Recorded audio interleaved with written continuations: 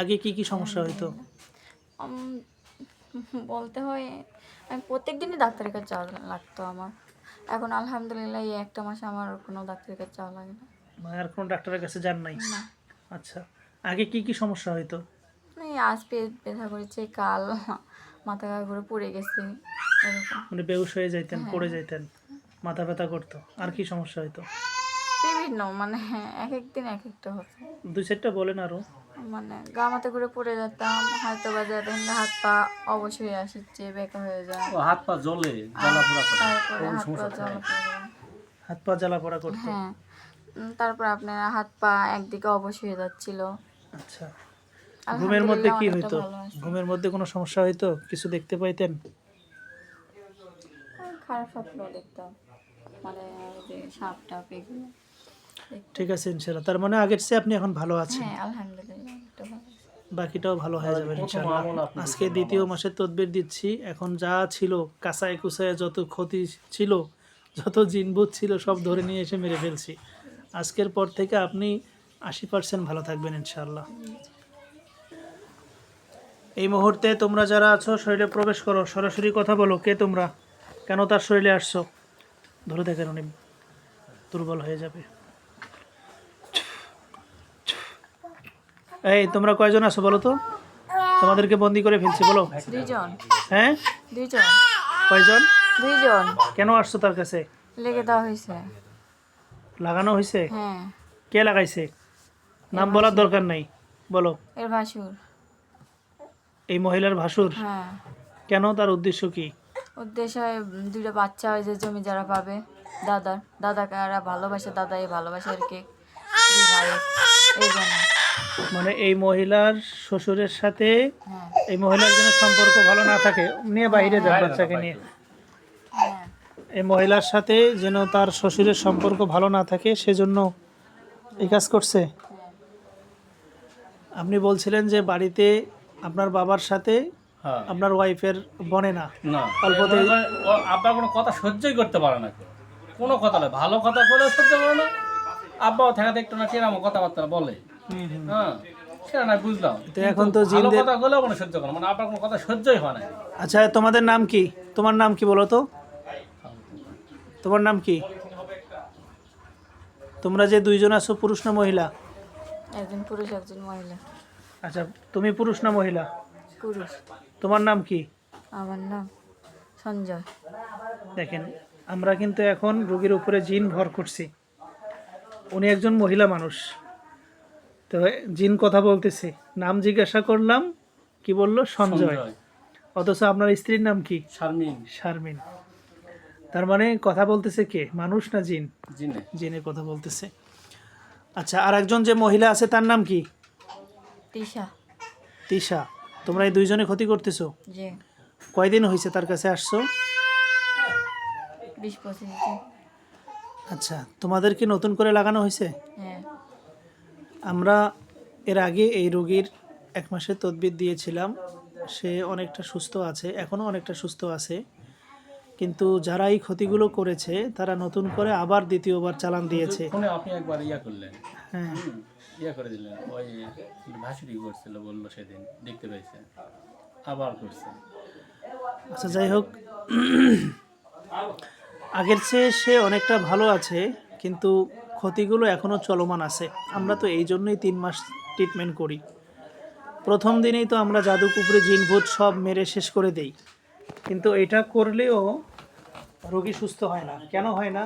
কারণ যে জিনদেরকে হত্যা করা হয় তাদের বাপ মা ভাই বোন আত্মীয় স্বজন থাকে, অনেক সময় তারা আসে।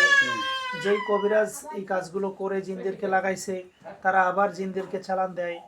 আবার অনেক অনেক সময় দেখা গেছে যারা এই ক্ষতিগুলো করছে, হিংসুকরা, তারা অনেক সময় আবার চালান দেয়। তো প্রথম দিন যেই জিনগুলো ছিল, যেই শয়তানগুলো ছিল, জাদু কুফরি ছিল, সেগুলো আমরা ধ্বংস করে দিয়েছি। প্রথম দিন যখন আসছে তার চেহারা সুরত অনেকটা মানে আদামরা রুগীর মতো ছিল, মুমূর্ষুর মতো ছিল। আজকে কিন্তু তার চেহারা চোরা, আমি তো মহিলা মানুষ চেহারা দেখতেছি না, কিন্তু উপরের যে অংশটা দেখতেছি চোখগুলো, সেটা দেখেই আমি বুঝতে পারতেছি তার শরীরে একটা লাবণ্যতা ফিরে আসছে। আপনি কি নিজেই কিছু বুঝতেছেন যে উনি 1 মাসের তদবির করার না পরে না কিছু অনেক ভালো সুস্থ হয়েছে? হয়েছে, কিন্তু এই কিছুদিন হচ্ছে এগুলো আক্রমণ করছে। বাচ্চারা আগে কি কি সমস্যা বেশি ছিল, এখন কি কি সমস্যা কমছে একটু বলেন আগে তো? তো মনে করেন মানে কারোর সাথে করে মনে করেন ইয়াই হয় না গো, মৃত্যু কিন্তু না? না মিলতোই না গো, বুঝছেন? ওই যেটা কবে সেটা ওর কথা ওটা লাগবে বসা লাগবে, মানে ওই হচ্ছে কার স্বামী, আমি হচ্ছে কার ওয়াইফ, এইরকম চলা লাগছে। আচ্ছা আচ্ছা কিন্তু ধৈর্য আছে দেখে হয়তো ঠিক আছে, তা অন্যকে হলে ভাত হইতো না গো। আচ্ছা আচ্ছা। এ, এখন আগের চেয়ে কেমন আছেন? আলহামদুলিল্লাহ অনেকটা ভালো, কিন্তু এই কিছুদিন হচ্ছে এই আক্রমণ করছে করে মনে করেন ও তো মনে কারোর সাথে হচ্ছে না গো। আমি যারা স্বামী পরামর্শ করতেছি ভালো পরামর্শ করবো, ও সব কিছু তো মানে সেটা মানে রাগ বাগ দেখাচ্ছে। আচ্ছা, ওনার হাজবেন্ড ইটালি যেতে চায়, ইটালির জন্য কাগজপত্র জমা দিছে, পাসপোর্ট জমা দিছে, সেটা হচ্ছে না কেন? তোমরা কোনো বাধা করে রাখছো? বলো, তোমরা তার কোনো বাধা করে রাখছো? না। বাধা করে রাখো নাই। এর আগে যে জিনগুলো ছিল যাদেরকে আমি হত্যা করেছিলাম তারা কোনো ক্ষতি করেছিল? হ্যাঁ। তারা ক্ষতি করছিল? হুম। আচ্ছা, তো ওই ক্ষতিগুলো তো আমি কেটে দিয়েছিলাম, এখন কি আর কোনো ক্ষতি আছে? তার বিদেশে যাওয়ার কোনো বাধা আছে? নাই? এটা তোমরা দেখে বলতেছো? আচ্ছা, আপনার কাগজপত্র হয়ে যাবে আশা করি, আপনি চেষ্টা করেন, ইনশাল্লাহ সফল হবেন। আর বলছে এই মাসে ওঠার কথা বলছে, এখন জানি না কি হবে। আচ্ছা, তোমরা এখন কি চাও বলো তো? তার কাছে থাকতে চাও না চলে যেতে চাও? চলে যাবো। তোমার বয়স কত? তোমার বয়স কত? 85। হ্যাঁ, 85। 85। 85 বছর তো জিনদের বয়স, মানে বাচ্চা এখনো বাচ্চাই আছো।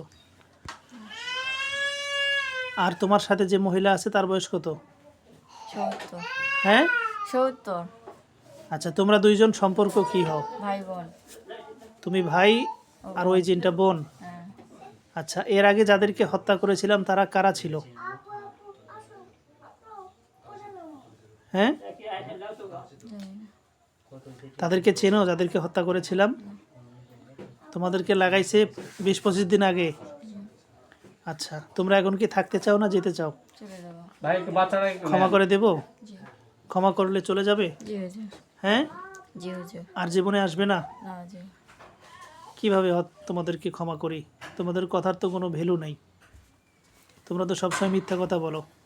তোমরা জানো না যে এই রুগীর কাছে আসলে মরতে হবে? আমি ট্রিটমেন্ট করতেছি, সে আগের চেয়ে অনেকটা সুস্থ হয়ে গেছে, তারপরে তোমরা আসলা কেন? তোমাদেরকে কবিরাজ চালান দিল আর তোমরা চলে আসলা? কবিরাজ বললো আর তোমরা চলে আসলা? কবিরাজ তোমাদেরকে বন্দি করে পাঠাইলো আর তোমরা চলে আসলা? এখন তো তোমাদের জীবন চলে যাবে, লাভটা হবে কি? আসবো না হুজুর, ছেড়ে দাও। ওনার হাজবেন্ডের সাথে কথা বলি, ভাই আপনি কি বলেন? যেটা করলে ভালো হবে, কারণ অনেকে মিথ্যা কথা বলে, বুঝছেন, বলে আবার আসে। আপনাদের বাসা কোথায় ছিল? আমাদের বাসা হচ্ছে জয়পুরহাট আক্কেলপুর থানা। তোমাদেরকে আমি ক্ষমা করতে পারলাম না, কারণ তোমাদেরকে ক্ষমা করলে তোমরা আবারও আসবে, ক্ষতি করবে। একটা সুযোগ আছে, তোমরা যদি মুসলমান হও তাহলে আমি তোমাদেরকে ক্ষমা করব। তোমরা ইসলাম গ্রহণ করো, কালিমা পড়ো, মুসলমান হও, ক্ষমা করে দেব।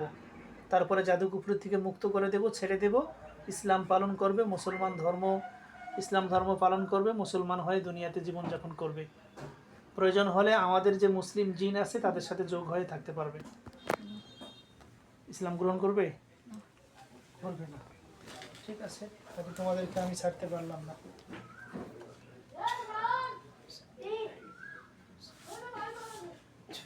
এনার অবস্থা এত কঠিন ছিল, মানে অনেকটা আদামরা মানুষকে নিয়ে আসছিল, ওনার হাজবেন্ড হয়।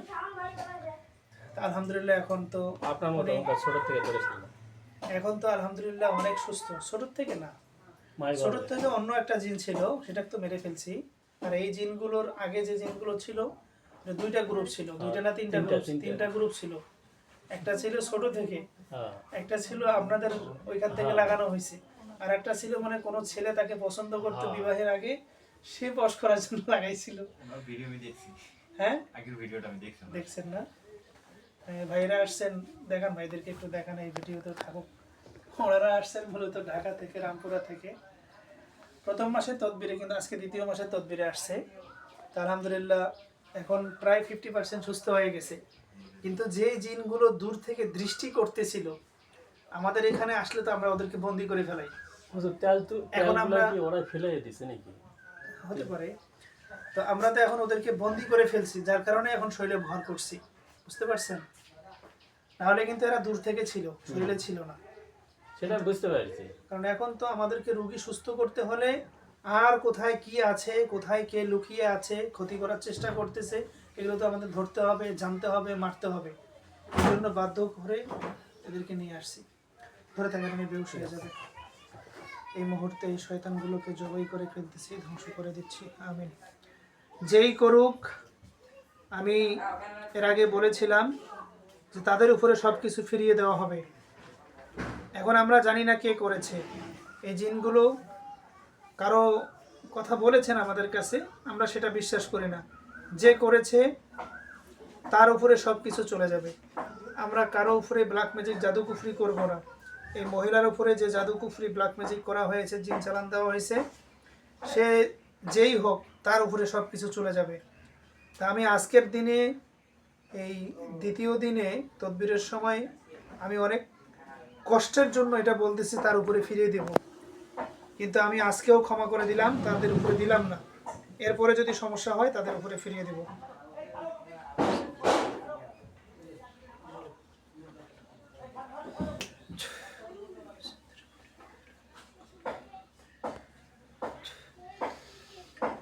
বিসমিল্লাহি আল্লাহু আকবার, বিসমিল্লাহি আল্লাহু আকবার।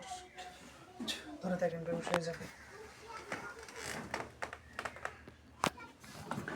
গ্লাসে পানি দেন তো।